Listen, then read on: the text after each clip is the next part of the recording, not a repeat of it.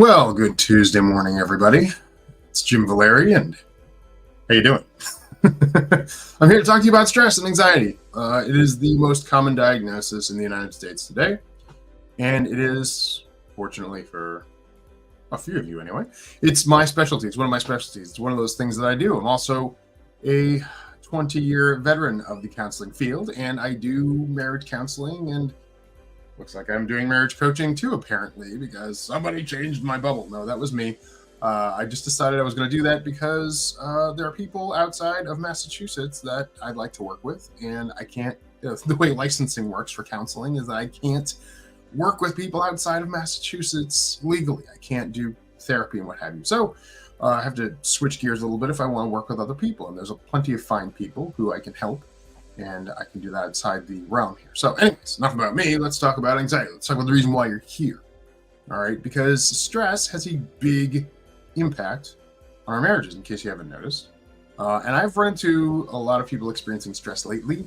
It has been kind of off the hook, which is why I've kind of slowed down the musical. But today, a little bit more chill, a little more mellow. Because people are stressed out about stuff. People are stressed out about the economy. I've had a lot of my clients lose their jobs. I mean, it's getting bad out there. All right. People don't want to talk about it.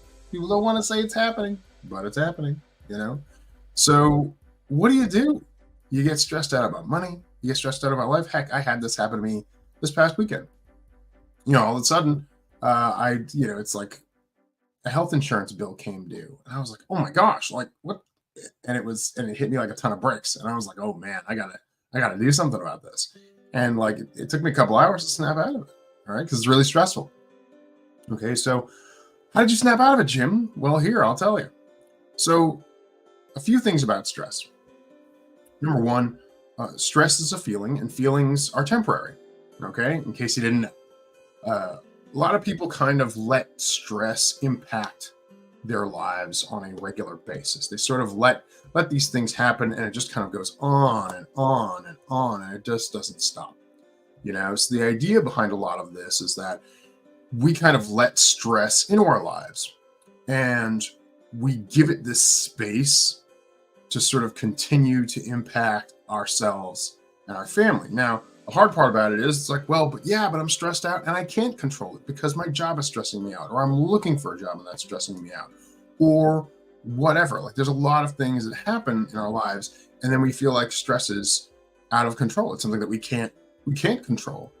Okay. And in some ways you're right. We can't control the events that happen around us and to us, but we can control how we manage them. Well, how do we do this?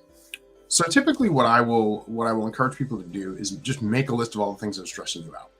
Okay. Because at the end of the day, if you are really, really stressed out, writing a list is going to be super helpful for you.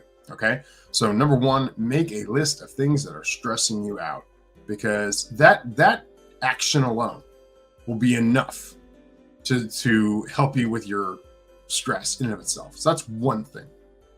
So you start there. The next thing you want to do is separate your stressors into two piles.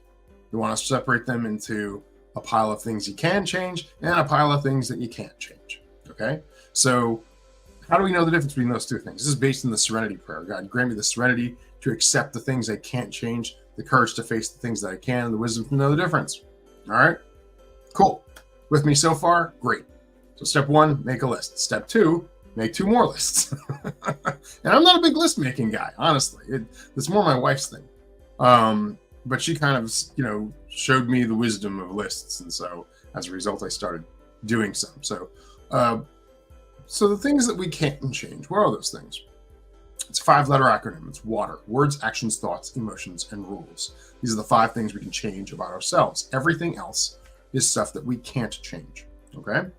And so subsequently, as a result, we have to look at what our water is. What are our words, actions, thoughts, emotions, and rules that are creating stress in our lives? And what are things that are not creating stress in our lives? Does that make sense? So, and basically anything else that is beyond our control, I should say, anything that's beyond our control is something that is something we can't change. All right. So we have a group of stuff that we can change. We have a group of stuff that we can't change. Okay. With me so far. Stuff we can change, we have to take action. All right.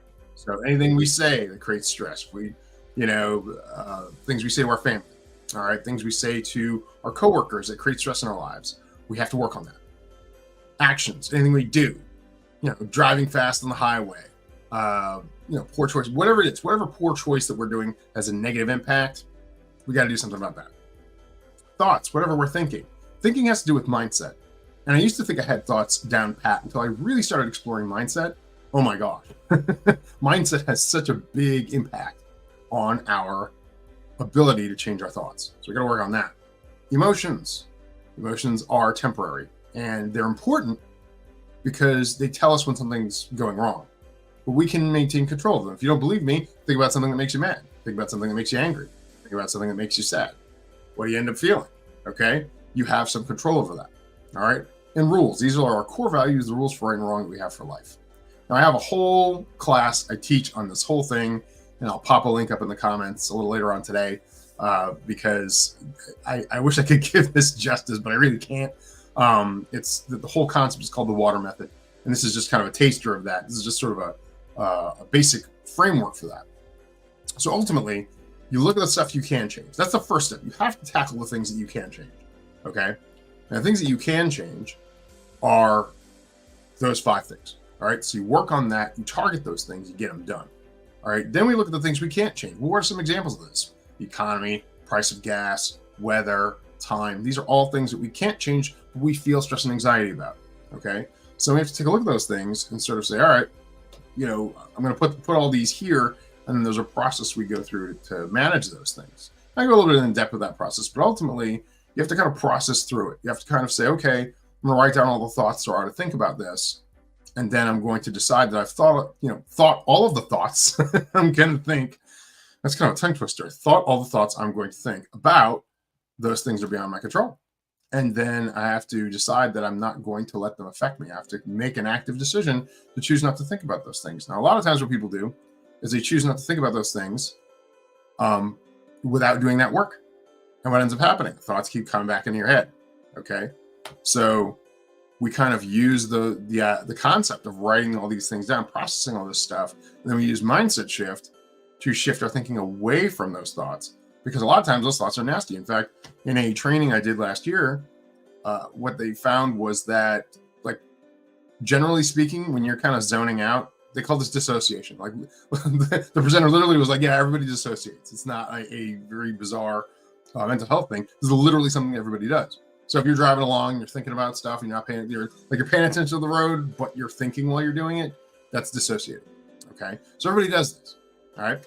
And so what ends up happening is that 60% of the time you're dissociating, usually you're thinking about bad things. And that's something. You're thinking about negative thoughts about yourself. Okay. And this is where stress comes into play. All right. So stress will come into play, and then we'll start thinking those negative thoughts. We'll start continuing to be stressed out. And guess who gets the brunt of it? Our marriage, our family, our relationship, because it's safe. Why does that happen? It's because our marriage is a safe place. We go there. We know people aren't going anywhere. So we take out our stress on those people because we feel entitled to do so. And then it ends up not working out so well. Okay. So the idea behind this is that we want to make sure, and comes back to the whole Toughness Tuesday concept, right? Especially as men, we have to kind of make sure that we are in control of our stuff so we don't take it out on our family. Why? Because we have to model good behavior for our kids. And we have to be there for our wives. This is a very important concept, okay? I should be able to come home and just let things rip because my home's my castle or whatever. Great, cool, but everybody else around you doesn't want to be around you. Okay, like, that's a problem. All right? Yeah, you're entitled to do whatever the heck you want. But if you're scaring people away, or if you're making them stressed, they'll find a way to get away from you. Okay. So the point of this is to work on your own personal stress. That's the idea behind it. Okay. The idea is to work on your own anxiety, your own stress, and do the things you can to make sure that you are in a better place. Okay. So make a list of things that stress you out. Take that list and separate it into 2 lists.